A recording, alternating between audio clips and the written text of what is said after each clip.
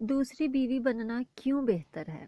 دوسری شادی کے متعلق میری ایک پوسٹ پڑھ کر مجھ سے ایک خاتون نے میسیجز پر رابطہ کیا اور دوسری شادی کے متعلق مجھ سے بہت سے سوالات کیے۔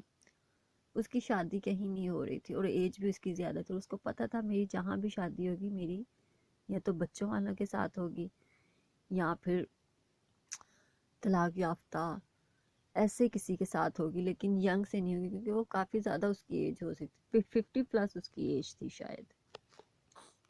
تو اس نے سوال کیا میں اگر دوسری بیوی بنوں تو مجھے کیا فائدہ ہوگا؟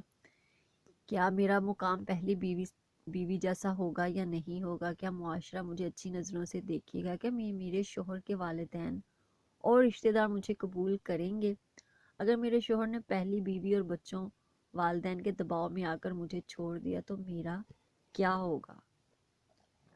اکثر عورتیں دوسری بیوی بننے سے کتراتی ہیں کہ ان کے ذہن میں اس طرح کے ہی سوالات منڈلاتے ہیں۔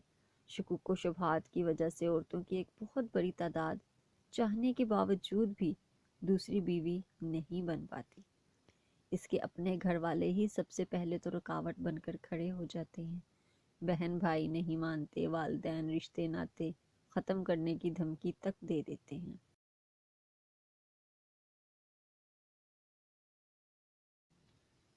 تو یہاں ایک آنٹی ہیں جو رشتہ کرواتی ہیں، انہوں نے کہا میں نے رشتے کروانے کے اپنے 7 سالہ کیریئر میں پہلی بیوی کی موجودگی میں دوسری شادیاں صرف 2 کروائی ہیں۔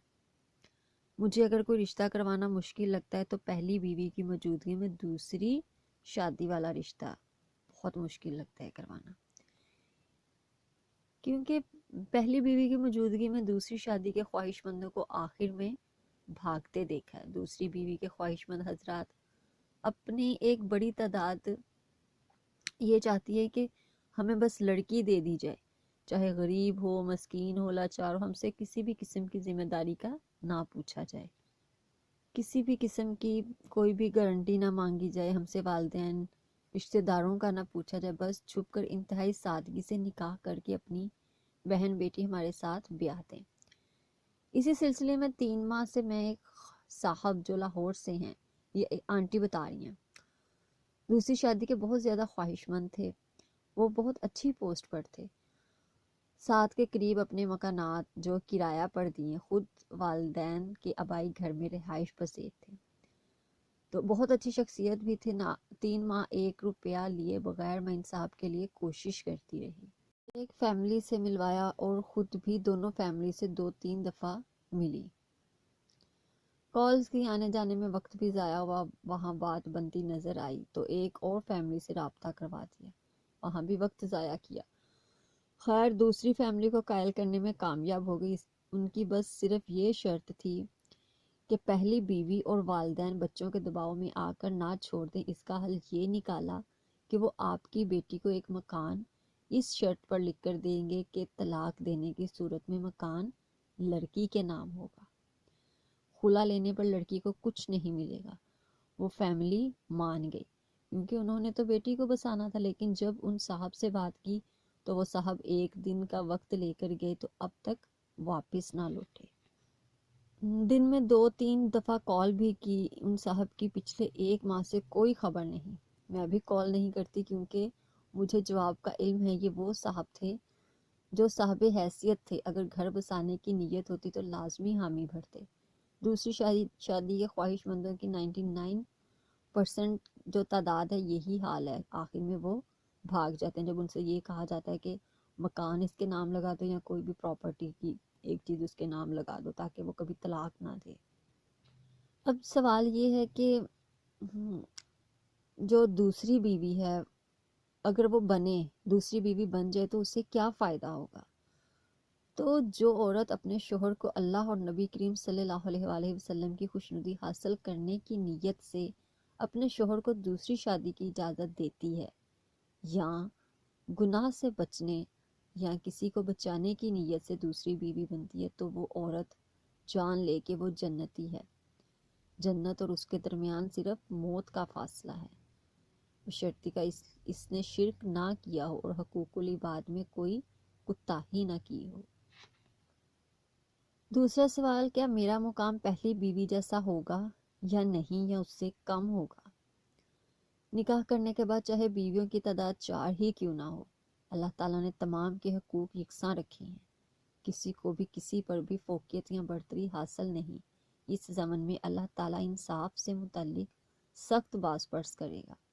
ناانصافی کی صورت میں شوہر کو سخت سزا کا سامنا کرنا پڑے گا۔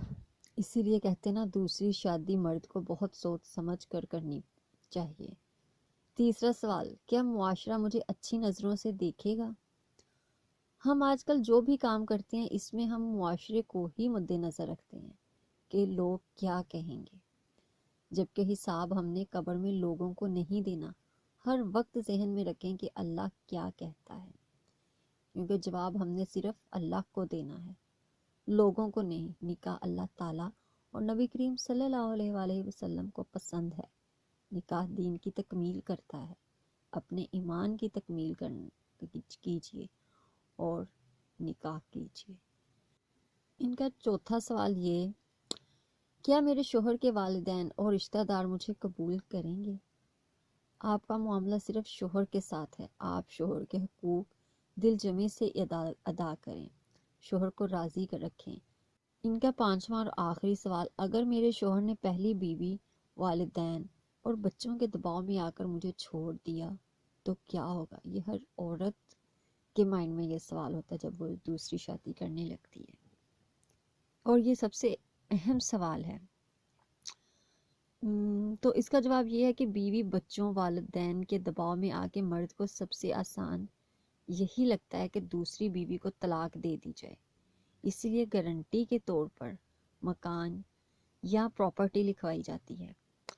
عرب میں یہ عام ہے، اسی لیے وہاں عورتیں دوسری، تیسری یا چوتھی بیوی بننے میں کوئی خوف محسوس نہیں کرتی، کیونکہ وہاں حق مہر اور طلاق کی صورت میں ایک بڑی جائیداد لکھ دی جاتی ہے۔ جس نے گھر بسانے کی نیت سے دوسری، تیسری یا چوتھی شادی کرنی ہے وہ اس کی پرواہ نہیں کرتا۔ اس لیے ایسے معاملے میں پراپرٹی کو مرد کی طرف سے طلاق کی صورت میں لکھوا لینا چاہیے۔ اور یہاں پاکستان میں اگر پراپرٹی یا مکان کی بات، وہ سمجھتے ہیں پتہ نہیں لالچ آ گیا، ایسی بات نہیں ہے۔ مرد کے لیے بھی بہت سی چیزیں ہیں کہ وہ اگر بیوی اس نے دوسری شادی کرنی ہے تو بیوی کے لیے بھی کچھ ہونا چاہیے، تاکہ بیوی بھی سیٹسفائی رہے کہ اس سے یہ ہو کہ یہ مجھے طلاق نہیں دے گا، اور اگر طلاق دے گا تو اسے جو پراپرٹی اس نے اس کے نام لگائی ہے وہ بھی دینی پڑے گی۔